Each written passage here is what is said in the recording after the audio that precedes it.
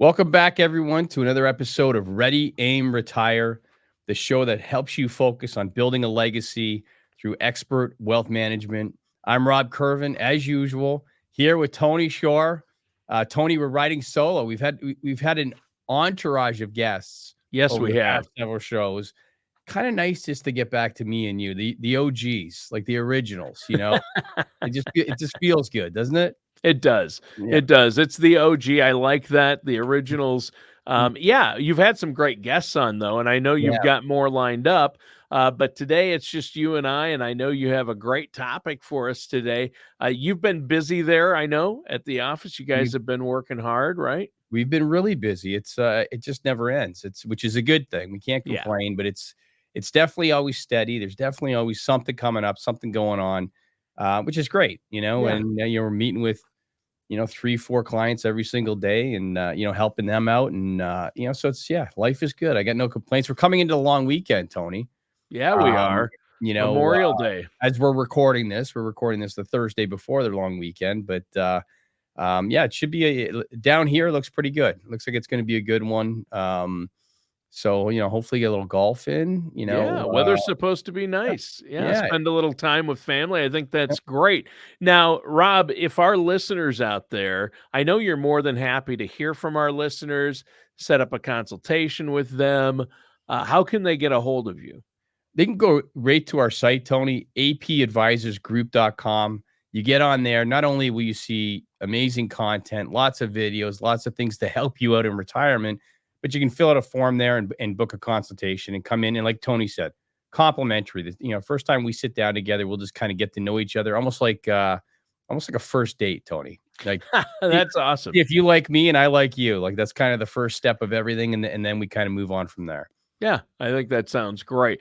Well, and I know if people have money saved for retirement and they're not sure how to plan or how to grow it properly, or they want a second opinion on their financial accounts, that is huge. So, what is our topic for today? I see the title of the show you have is How Much Money Do I Need to Retire? That's that's the title, and that's what we're going to talk about, because that's probably my number one question. So you're just talking, hey, if you want a free consultation, come on in. Well, that's the first question. It's always like, I don't know if I have enough. Do I have enough? How much do you need? My friend said you need $1 million. This friend said you need 2 million. So you're saying it's the number one question you get from people you meet with. 100%, Right. like hands down, hands Right. down. And like even we get a lot of people referred in from clients, which we're grateful for. And sometimes it takes them a while to come in because they're not sure they have enough money to even sit down with us, which is ridiculous. You should always, it doesn't matter what you have. Your basket's as important as somebody else's basket. So you should engage and sit down with somebody, because your success rate's going to go up. Yeah. And I think a lot of people are surprised when they sit down with you and you have a couple consultations with them, get all their information, and then run the reports and say, if you wanted to, you could retire next month. And they're like, what? Right? Do you have that happen? Tony could have retired a few years ago. If But they wanted. they didn't know. They didn't like you don't know. You spend your life working, socking money away, for retirement, but you don't know what that means. Do I have enough? Does what's going to happen when I'm 80? Am I going to be, have no money? Like these kinds of things. And that's why it's important to sit down with somebody and kind of get that roadmap, or we call it our retirement compass, to get, give you an idea of like, this is what life's going to look like, Yeah, and I'll tell you, like people come in, do I need $1 million to retire is my number one. And I would have to say, no. I have clients that have, multiple millions of dollars that have a lower cash flow. And this might be hard for people to understand, than somebody with $500,000 or $600,000. Right. Their expenses are higher. They're spending money here, there, and other. That's an actual fact. So everybody is different. And, you have to look at, how old are you going to be when you retire? And we'll tackle some points today that kind of help you guys gauge, am I ready? And, where am I at? And what should I be looking at to determine, am I close? And, am I close, or should I already be retired? Or, where am I at in life? Yeah. And the reason people want to know how much money do I need to retire it's almost like asking, how can I make sure I'm not going to run out of money in Right. retirement? I don't want to hit 80, like you said. That's a great example. You hit 80, you got no money. You don't want to be destitute or, Right. not able to live comfortably in retirement. And people are living longer and longer. And people are like, I'm not going to live that long anyway. But you know what? People are living longer and longer. They are. The healthcare is better, and I think people take care of themselves more now. They watch what they eat a little bit, maybe not totally, but they're definitely. I watch every slice of pizza I eat go into my I watch Me it and you, very Tony, are closely. pizza fans. I just had it last night again. Like my wife, Did you? what's wrong with you? Like, I just love pizza, but I think pizza's good for you. Like it probably isn't, but I think it is. Well, it's got Um, all the food groups. it does. It has You got everything you you need. got vegetables, you got protein, you got your On a grains. delicious slice with cheese all over it. Yeah. Yeah, it's perfect. All right, so let's get into it. So step one, if you're sitting there going, how much money do I need to retire? So the first thing I tell people is to look at your take home pay. So people say I make 100 grand a year. Well, you don't make 100 grand a year because you're putting into Social Security. You're hopefully putting in your 401k. You're putting into Medicare. You're having your healthcare expenses. So look at, after all of that is done, what goes into my bank account. That folks is the easiest starting point, because I'm not a big proponent of, give me your budget, because people spend what they have, money in, money out. It's all about cash flow, right? So cash flow in retirement is the same thing, except you're just working off your own assets. So what we have to determine is, how much money do I need every month? And I like to start with, if this is what you're using, let's start with that as a starting point. If life is okay right now and you're doing the things you like to do, and this is how much money you have to work with every single month, let's start at that point. And then you have to understand that once you go into retirement, you're switching from that accumulation phase where some of that take home pay you're actually socking away. You're socking that away for a rainy day, Right. to build that refrigerator war chest money, where, if something happens, you got cash there.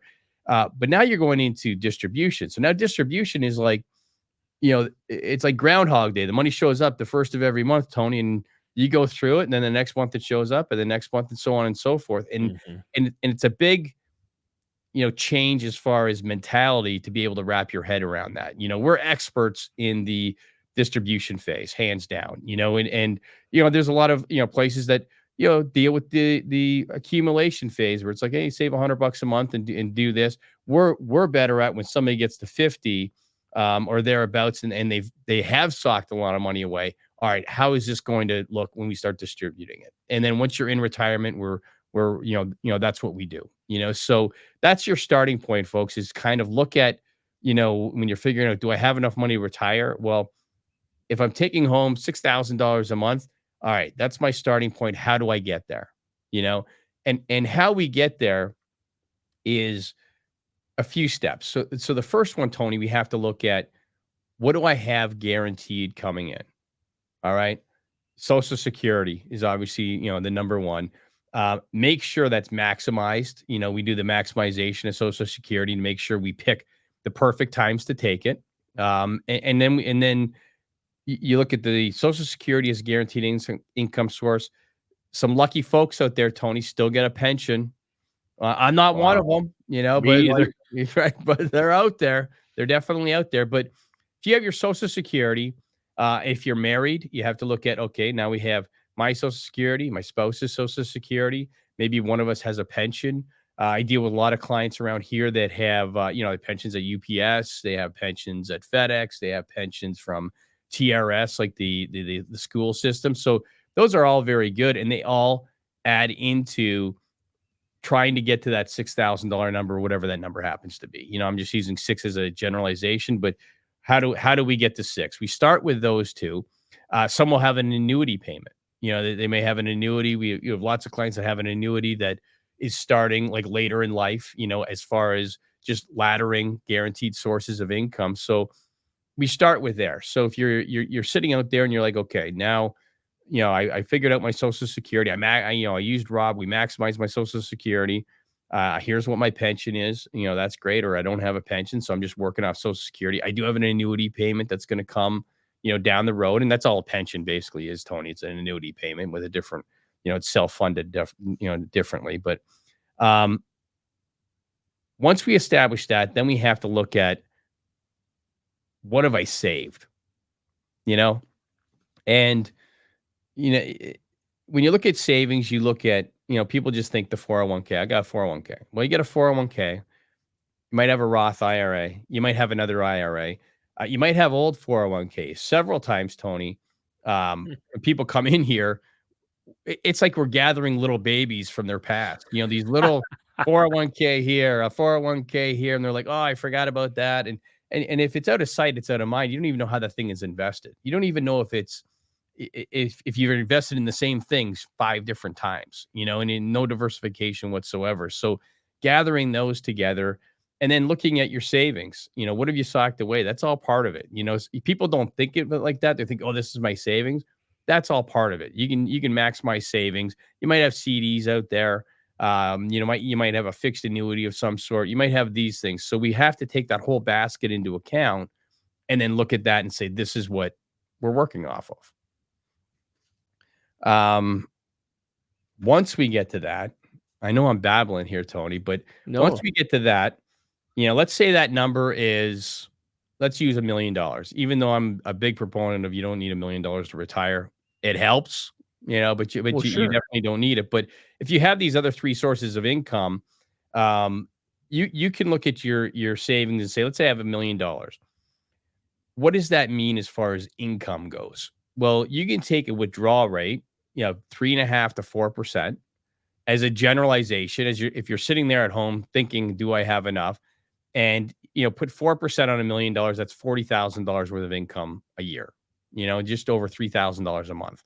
And I couple that with maybe my Social Security is $3,000 a month. Maybe I have a pension for $1,000 a month. And all of a sudden, you're layering things up and the light bulb goes off and says, wait, I can retire, or I should have retired, right. Like we have so many that should have retired.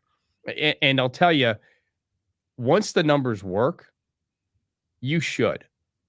I sit in my office enough, Tony, at least 2 or 3 times a year. We have something, something bad happen to a client, and it can be early, like it could be early as age, 65, 66, mid-age. It could be like 72, 73, and then older. But like, if you have the ability to retire earlier and the numbers work, and you've worked with a financial professional, let's put them in a plan and the numbers work. You don't know the wild card in healthcare, which is, I even use the word healthcare. The wild card in retirement is healthcare. And you don't know when that's going to happen. And like, I'm here to tell you, it can happen to anybody. And if you're listening out there, somebody it's happened to. And you always use it. Oh, it's not going to happen to me. It does, and you have to be prepared for it. So if these numbers start to work out in your favor, you should look at retiring. And you might say, what am I going to do? Well, we have many shows on here, Tony, that will tell you guys what to do. We have many shows. But unless you love what you do, like if you love your job and, people ask me all the time, when are you going to retire? I'm only 53 years old, but I'm like, I probably won't. I love what I do. I love coming in here. I love sitting down with clients. And to me, it doesn't feel like work. I guess at some point, Tony, if it felt like work, probably would. Yeah. You working with me probably feels a little bit more like work. No, I'll tell you what. I love I'm one of the lucky ones where I really love what I do. And as long as my voice holds out, I'm going to keep working in radio and co-hosting this show with you, Rob. So we'll be doing this a while, but you're right. I mean, a lot of people probably should retire so they can enjoy their retirement, because you never know. And what you're talking about with healthcare, especially long-term care, right?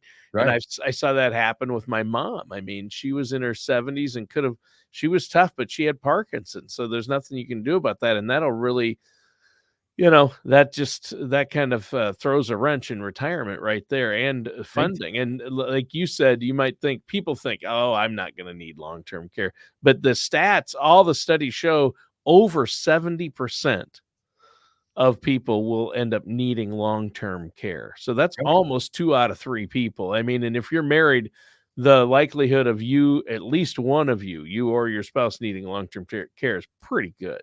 It's pretty high. You're right, or something like someone coming into the home at one point, like for sure, Right. you're going to Some need. type of care, Yeah, yeah, that's costly or yeah, that's costly, and and that has to be built into the plan. yeah. When we look at planning, like when we look at it, we kind of go, when we're getting a plan in place, we look at everyone's assets, and we have like we need to know where we're going to withdraw money from.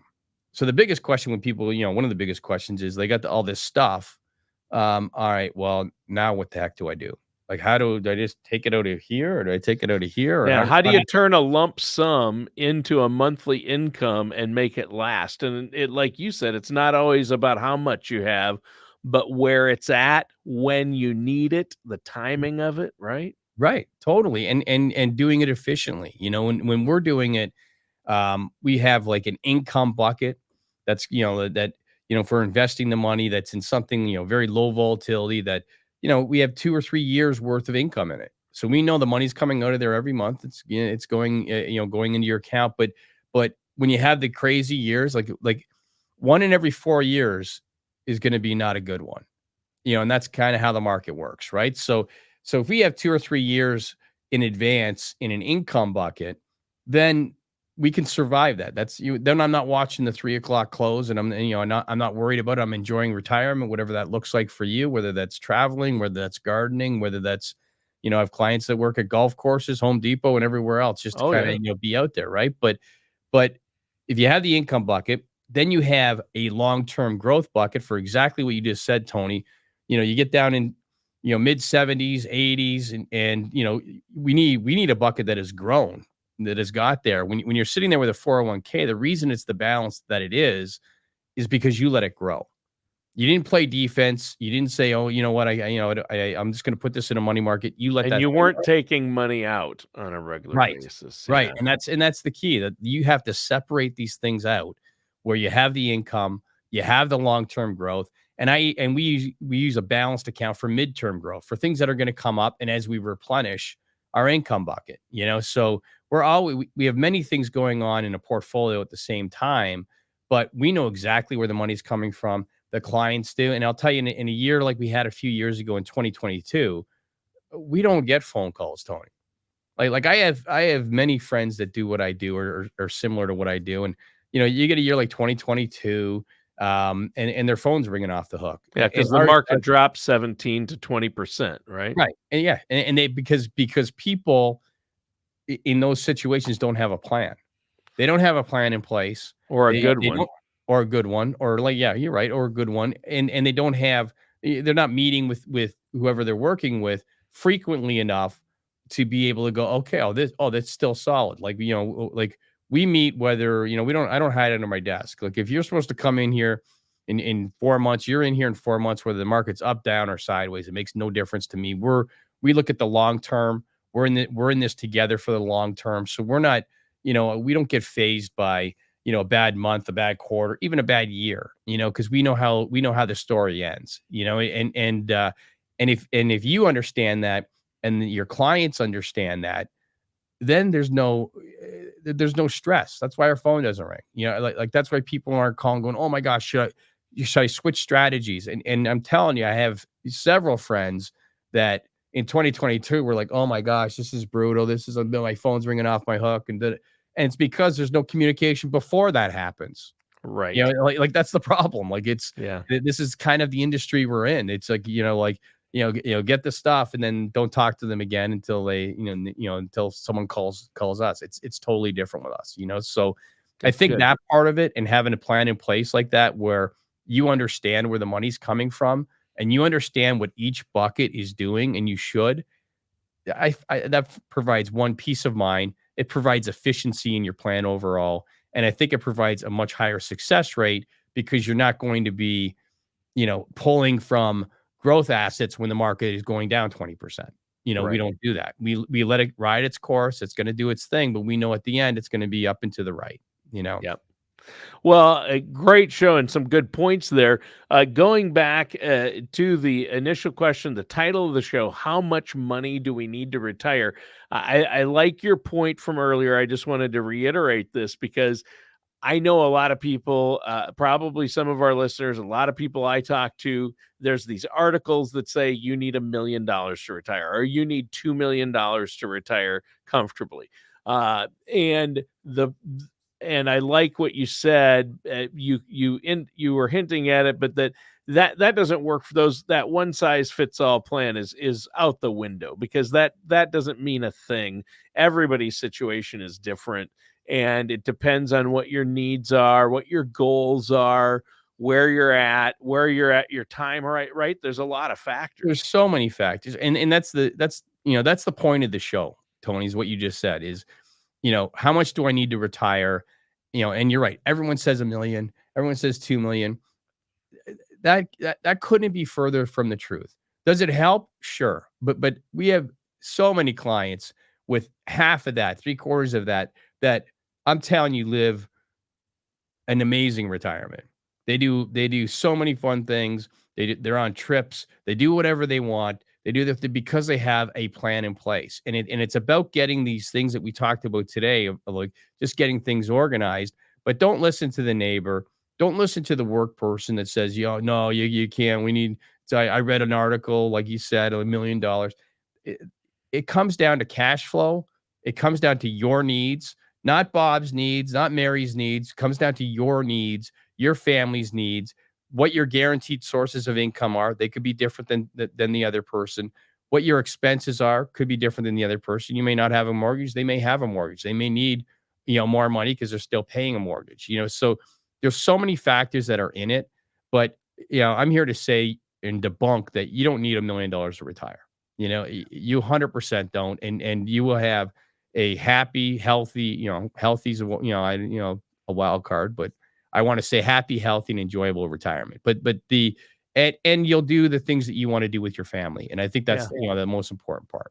Well, that's great, Rob. And how can our listeners out there get a hold of you if they want to set up a consultation to make sure they have that solid plan in place? I would say go right to our website, Tony, at apadvisorsgroup.com.